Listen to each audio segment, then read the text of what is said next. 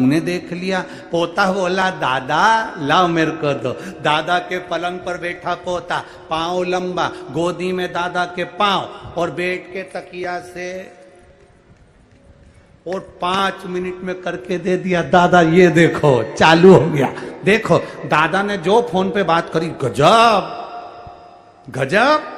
छोरे को, अरे मेरा बाबू कितना जोरदार, तूने मेरा मोबाइल अच्छा कर दिया। तेरे पिताजी से नहीं हुआ, तेरी माताजी से नहीं हुआ, तेरे भाई से नहीं हुआ, और तू 10 साल का 15 साल का, और तूने मोबाइल अच्छा कर दिया। कभी कभी ये मत सोचना कि छोटा किसी काम का नहीं रहता। ये अंदाजा लगा कर रखना, घर में बड़े बड़े बर्तन होते हैं पर वो बर्तन कभी कभी काम आते हैं। घर में जो छोटे छोटे बर्तन होते हैं सबसे ज्यादा काम वो ही आते हैं। इसलिए जो छोटे हैं उनको साथ लेकर चलिए। बड़े बर्तन कभी कभी काम आएंगे और छोटे बर्तन, अरे बोलो जम के बोलो जरा। ये बड़े बड़े जो होते हैं ना, ये हम बोलेंगे तुम्हें बुरा लग जाएगा रे बाबा, इसलिए हम बहुत सारी कथा तो गायब कर देते हैं। फिर भी मन करता है कि बोल दो तो अच्छा है, नहीं तो पेट दुखेगा। ये बड़े बड़े जो बर्तन होते हैं ना, बड़े बड़े नेता हों, ये तो बहुत कम काम में आते हैं। छोटे छोटे बर्तन कार्यकर्ता जो होते हैं, इन्हीं से नैया पार हो जाती है। इन्हीं से छोटे बर्तन।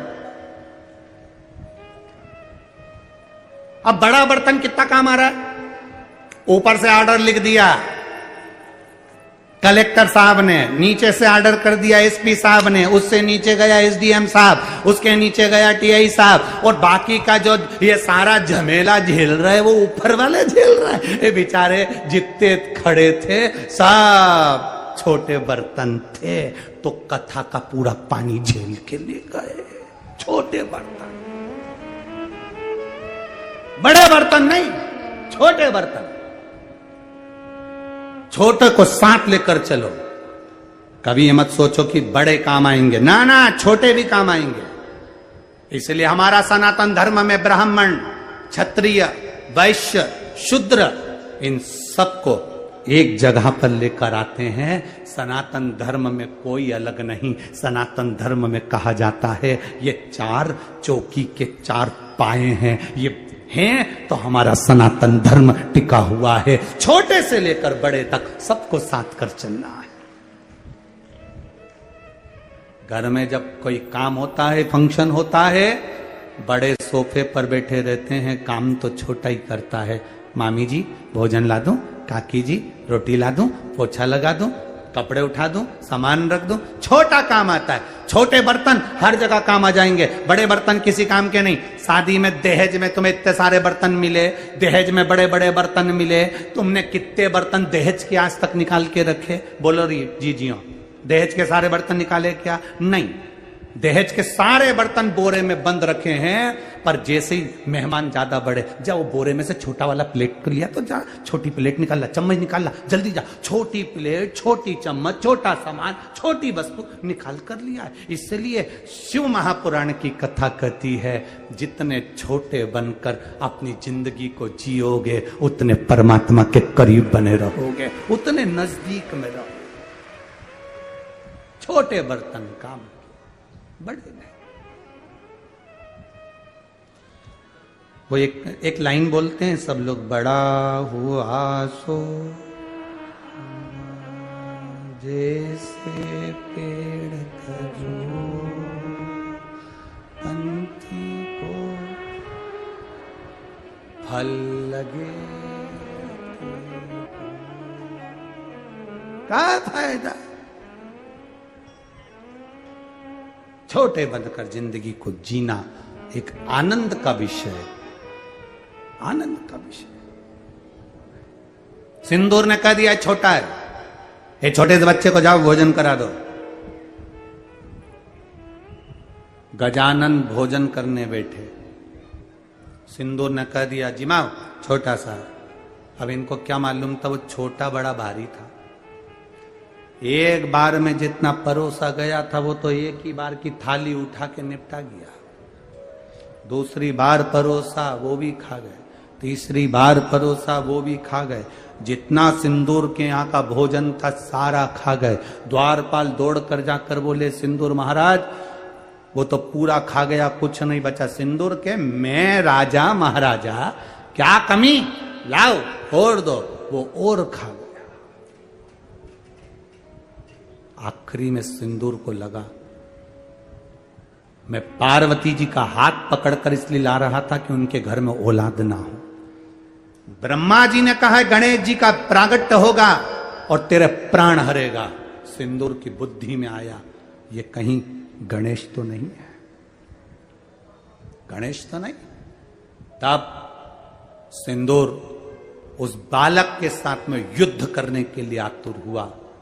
और सिंदूर जब बालक के साथ युद्ध करने को आतुर हुआ तब गणेश जी महाराज ने सिंदूर के प्राणों को हरने के लिए जो प्रहार करा अंकुश का, ऐसा प्रहार, तड़पने लगा सिंदूर, तड़पने लगा, प्राणों को हरा, रक्त की धार निकली। जो रक्त की धार निकली तो सिंदूर मरते मरते हाथ जोड़कर कहता है मुझे क्षमा करो, मैं ब्रह्मा के मुख से जमाई द्वारा निकला हूं, मेरा नाम सिंदूर है। यम भी मुझसे दूर रहते हैं, आप कृपा करो, दया करो। मेरे शरीर से निकले हुए इस रक्त को, मेरे शरीर से निकले हुए इस भाग को आप अपने तन पर धारण करो गजानन, और वर दीजिए ये सिंदूर जिस जिस स्थान पर होगा वहां यम के दूत भी निगाह न कर सके, ऐसा वर दे दीजिए। ये वर दे, ये अखंडता दे, अखंडता।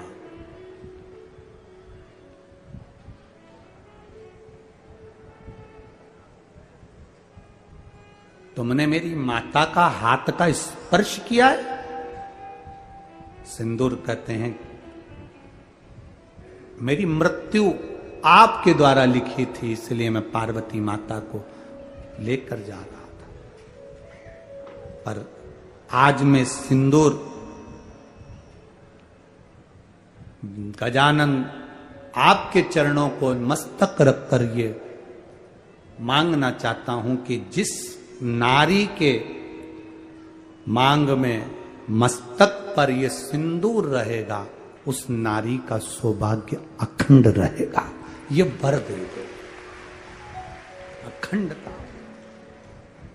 वर दिया। गजानन आपके तन पर ये मेरा सिंदूर, ये मैं आपके तन पर सदा रहूं, ऐसा आशीर्वाद दीजिए। भगवान देवादिदेव महादेव ब्रह्मा विष्णु सब एकाग्रित हो गए और एकाग्रित होकर सिंदूर को वर के रूप में दिया कि गजानन ही नहीं, जिस भी देवता के संग में सिंदूर तेरा सानिध्य होगा और ये सिंदूर तेरी भी अखंडता रहेगी और यम के दूत उस जगह से दूर रहेंगे। गणेश जी महाराज सिंदूर अपने तन पर धारण कर लिए, वही सिंदूर श्री हनुमंत लाल जी ने भी त्रेता में धारण किया, वही सिंदूर श्री भैरव बाबा ने अपने तन पर धारण करा, क्योंकि विनायक श्री गणेश जी महाराज ने सिंदूर की महत्वता का व्याख्यान वर्णन किया, वर्णन किया। प्रयास किया जाता है हमारे सनातन धर्म में, हमारे हिंदू धर्म में, हमारे सनातन धर्म का एक गौरव है। जब मकान का मुहूर्त हो, दुकान का मुहूर्त हो, दीपावली का पूजन हो, कोई विशेष फंक्शन हमारे यहां होता है तो दरवाजे पर स्वस्तिक सिंदूर का बनाया जाता है। घृत में घोल कर, गाय के घी में उसको घोल कर स्वस्तिक बनाया जाता है। क्यों? क्योंकि वहां यम के दूत की भी दृष्टि नहीं पड़ती, उस पर किसी की नजर नहीं पड़ती है। सिंदूर की इतनी महत्वता, नारी क्यों सिंदूर लगाती है अपनी मांग में? सिंदूर की महत्वता नारी के जीवन में क्यों होती है? उसका कारण केवल इतना सा होता है कि उसके मस्तक पर अगर सिंदूर है तो किसी की दृष्टिता उस पर ना पड़े, किसी की कुदृष्टि उस पर ना पड़े, और नारी का अखंड सौभाग्य उसके जीवन में रहे, अखंड सौभाग्य।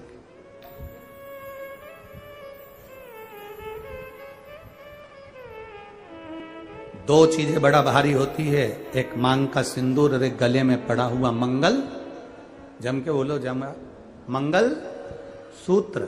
मंगल सूत्र को अगर आप देखोगे तो मंगल सूत्र में काला दाना, फिर पीला दाना, सोने का दाना, ठीक है, काला दाना फिर सोने का दाना। मंगल सूत्र में सोने ही सोने का दाना नहीं होता, मंगल सूत्र में काला दाना और सोने का दाना होता है, आखिरी में एक पेंडिल होता है।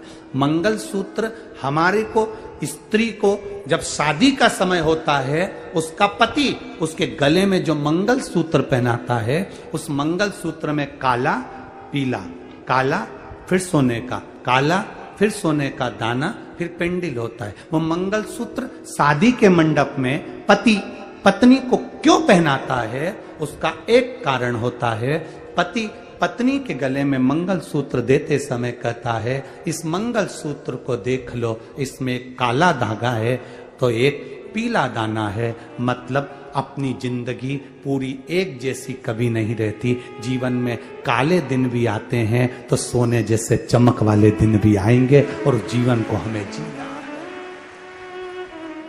अच्छे दिन आएंगे, बुरे दिन आएंगे, काले अगर मोती पड़े हैं तो सोने का मोती भी पड़ा है, कुछ दिन अगर काले निकलेंगे तो सोने का दिन अर्थात अच्छे दिन भी आएंगे। ये दिन चलते चलते चलते चलते जो आखिरी में पेंडिल है उस पर पहुंचेगा, मतलब एक ना एक दिन जीवन का ऐसा आता है कि हमारे जीवन को हम सुखमय जीने का तरीका सीख जाते हैं। वो मंगल सूत्र, मांग का सिंदूर, नारी के तन पर पड़ा हुआ 16 श्रृंगार में से एक एक श्रृंगार नारी के जीवन के एक आनंद को दर्शाता है।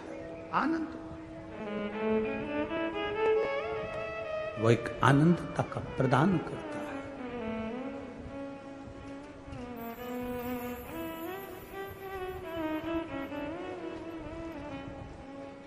सखीरी डमरू वाले से हमारी लड़ गई आँखियाँ, सखीरी काशी वाले से हमारी लड़ गई आँखियाँ, बचाया था बहुत लेकिन हमारी लड़ गई अखिया।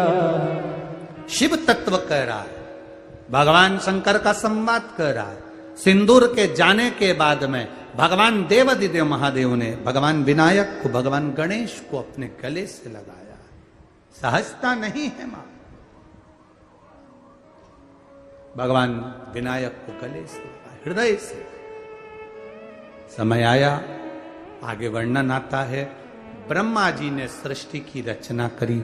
रचना करने में ब्रह्मा जी महाराज भगवान शिव के अर्धनारीश्वर स्वरूप का दर्शन करे, और उनके हृदय से दक्ष जो प्रकट हुए, उनका विवाह प्रसूति के साथ किया।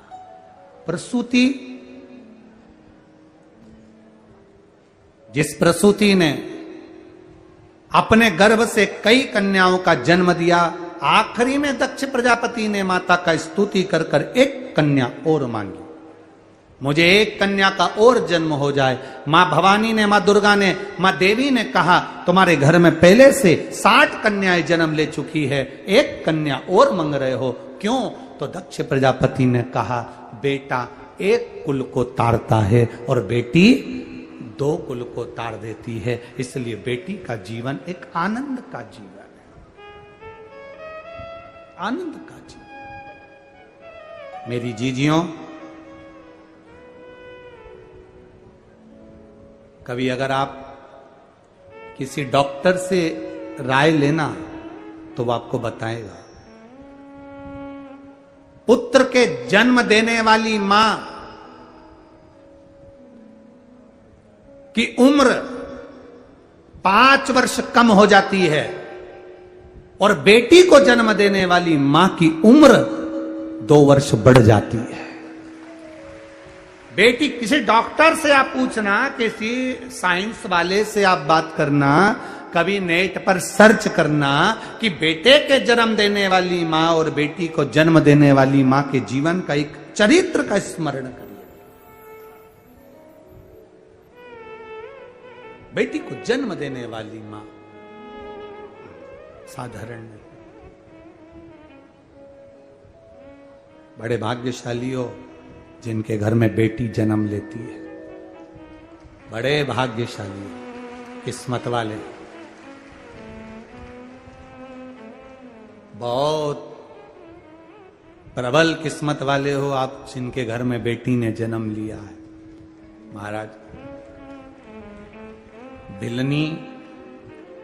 वो भिलनी चली तो गई थी अपने घर से कि मेरे पिता मेरी शादी के लिए इतने सारे पशुओं को लेकर आए हैं और इतने सारे पशु मेरी शादी में मरेंगे, दोष लगेगा। तो भिलनी अपना घर छोड़कर चली गई थी, मातंग बाबा के आश्रम में पहुंच गई थी, वहां ज्ञान उपजा उसको और उसने तप साधना करी, भगवान राम की प्रतीक्षा करी। उस शबरी ने भगवान राम का दर्शन किया।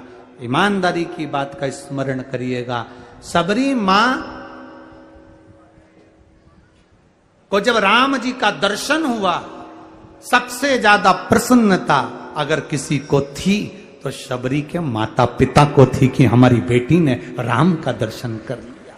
हमारी बेटी ने, जब एक बेटी अपने माता पिता का नाम रोशन करती है, अपने माता पिता के बतलाए हुए मार्ग पर चलती है, अपने माता पिता की एजुकेशन जो दी गई है उसके अनुकूल कार्य करती है, जब एक बेटी अपने माता पिता का नाम रोशन करती है, विद्वत्ता में, एजुकेशन में, पढ़ाई में, खेल और ये अन्य संस्थाओं में जो कार्य कर कर अपनी बेटियां जब अपना नाम रोशन करती हैं माता पिता का, तो माता पिता का सीना तन जाता है। और जब वही बेटी कहीं गलत लड़कों के साथ फंस जावे, कहीं गलत संगति में चली जावे, कहीं गलत विचारों में चली जावे, तो माता पिता को भी रोना पड़ता है। माँ भी सोचती है जिस बेटी को जन्म दिया वो कहाँ चली गई।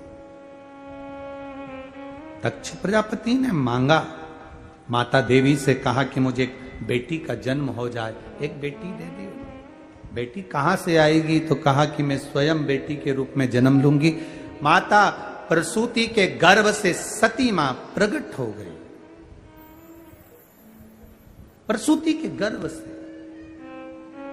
हॉस्पिटल में जहां बच्चे को जन्म दिया जाता है उस कमरे का नाम होता है प्रसूति कक्ष।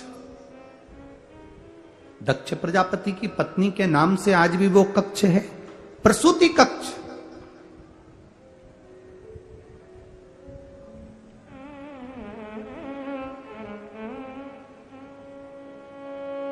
क्योंकि जितने बच्चे जन्मे थे माता प्रसूति की यहां, सब विद्वान, सब ज्ञानवान, सब प्रबल थे, सब प्रबल। सती मैया का जन्म हुआ, शिवजी के साथ मंगल विवाह हुआ। विवाह होने के बाद सती मां भगवान महादेव के साथ में कुंभज बाबा के आश्रम